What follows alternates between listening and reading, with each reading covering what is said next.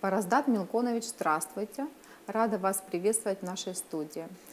Для начала хотела бы зачитать те направления, которые вы координируете в качестве вице-премьера нашей республики.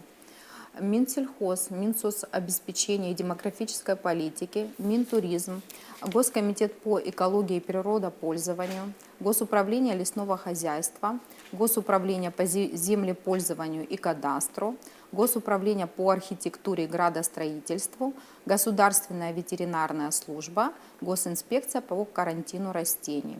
Достаточно большой перечень направленностей, как вы намерены справляться с таким фронтом работы на новом поприще. Здравствуйте, Бела, уважаемые телезрители, спасибо за ваше приглашение. Да, на самом деле направлений очень много, да, но это для меня вызов и большая ответственность. Как буду вести работу? Наш премьер-министр Владимир Валерьевич задал такой тон.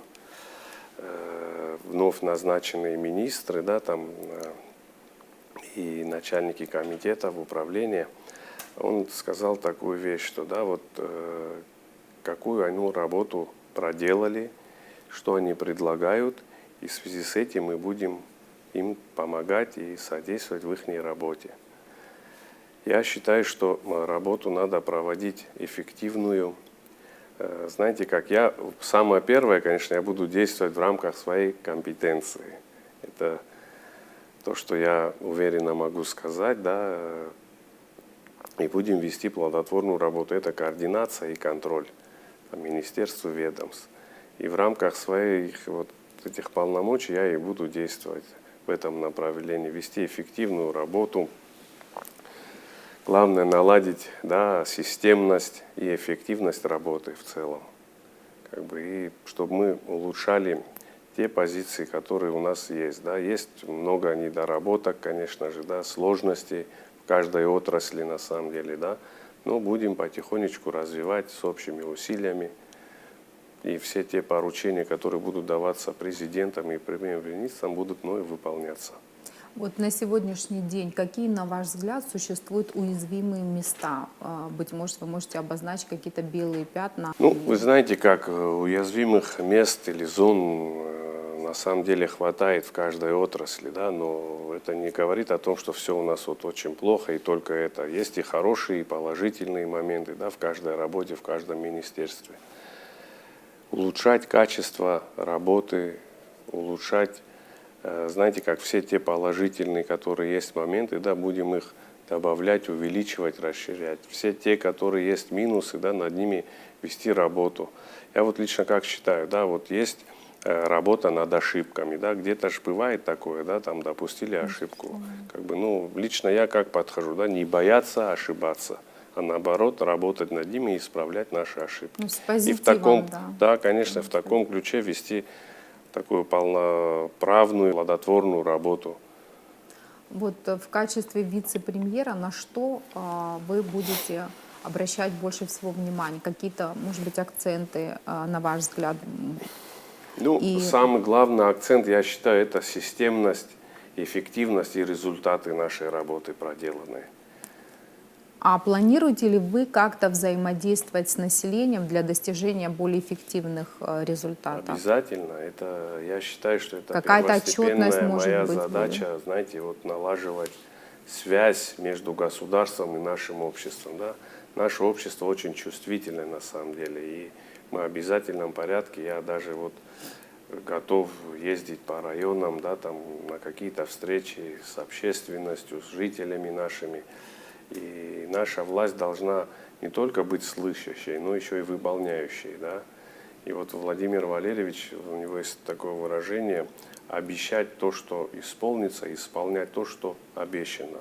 И вот в таком русле мы будем работать, и обязательно связь с общественностью мы должны поддерживать, потому что мнение народа надо учитывать, надо с этим считаться.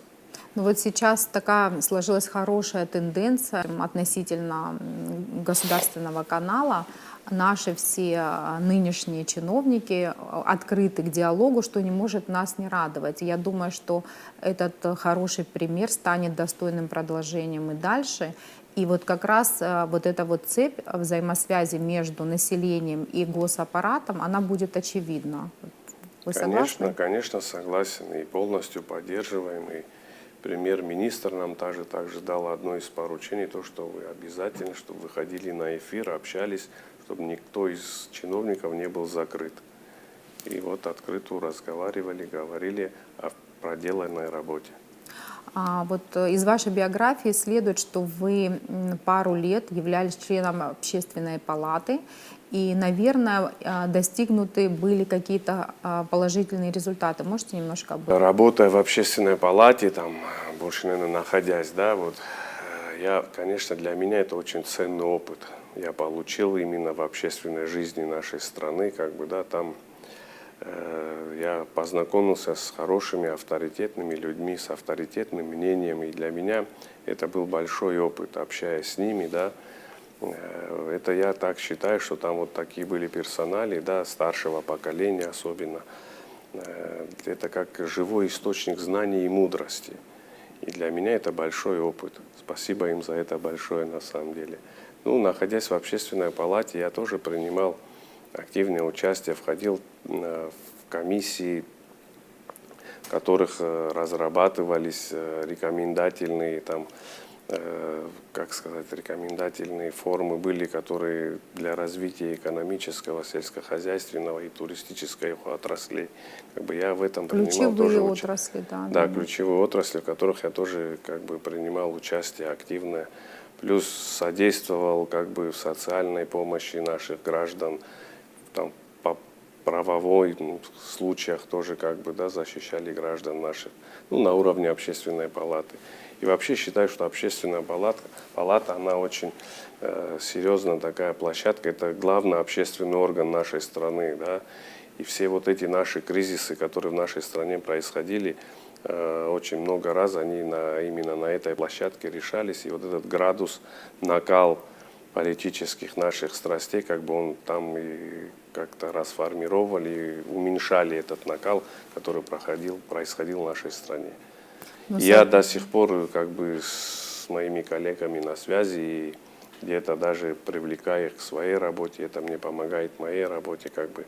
Вот сейчас у нас есть комиссия по гуманитарной помощи, там впервые вот члены общественной палаты стали членами этой комиссии. Вы в дальнейшем планируете Конечно, взаимодействовать, обязательно да? взаимодействовать и вести плодотворную работу вместе с ними, потому что там и помимо старшего поколения, там есть и молодежь, очень активная, грамотная, образованная, с которыми я готов работать дальше тоже.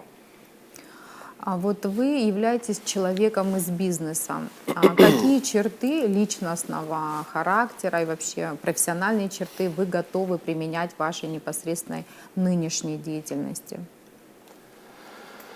Вы знаете, ориентир это, конечно, результативность прежде всего, да, это коллективная работа, да, у меня тоже вот в моей отрасли, да, в бизнесе тоже там коллективная работа была, коллективное мышление, да, я не только руководил, правильно, я еще и принимал коллективные решения, как бы вот в этом ключе, как бы, да, мне очень удобно, я и на госслужбе, также моя служба тоже, она государственно-гражданская, как бы считается, да, мне это, конечно, облегчает вот это стремление к работе, принимать быстрое решение, если оно очевидно, да, где проблемы, вот.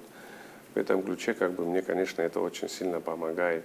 Именно результат, как бы, да, очень важен, что в бизнесе, да, эффективность работы, да, вот коэффициент полезного действия и прочее, как бы, это очень связывая с госслужбой, как бы, и этот опыт я, конечно же, применяю на своей же работе.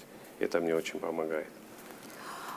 Что для вас значит Абхазия? Вот как-то я читала ваше интервью, и вот сейчас буквально зачитаю цитату, где вы как-то сказали, что Абхазия не земля моих предков, но это моя родина, это мой дом, и второго дома у меня нет. Но живя в Абхазии, у меня есть два дома. Это мое родовое село и город Сухум, где я живу сейчас. Какие, на ваш взгляд, необходимо использовать механизмы для укрепления государственности и какой бы вы хотели бы видеть нашу страну в ближайшем будущем? Ну, Абхазия это моя родина, это на самом деле так и есть, это я всегда говорил и везде здесь я родился, вырос, здесь живет моя семья, как бы это мой принцип такой, знаете, служить Абхазии как бы на благо нашей Родины, народа нашего, как бы, да. И для меня это очень важно. У меня второй родины нету, как бы, я здесь живу, созидаю, тружусь на благо, на развитие нашей страны. И весь свой опыт, знания я готов вложить в это, в развитие нашего государства. Ну, конечно же, что самое главное, да, самое главное, чтобы наше государство было устойчивым, чтобы у нас здесь был порядок, чтобы у нас медицина была, да, образование было как бы, да, на высоком уровне. И в этом ключе буду работать, и я думаю, что все мы, граждане Республики Абхазия, будем только в созидании и строить успешное будущее, да, развивать нашу страну вместе с нашим народом многонациональным. Благодарю вас за беседу. До свидания. Спасибо, всего доброго.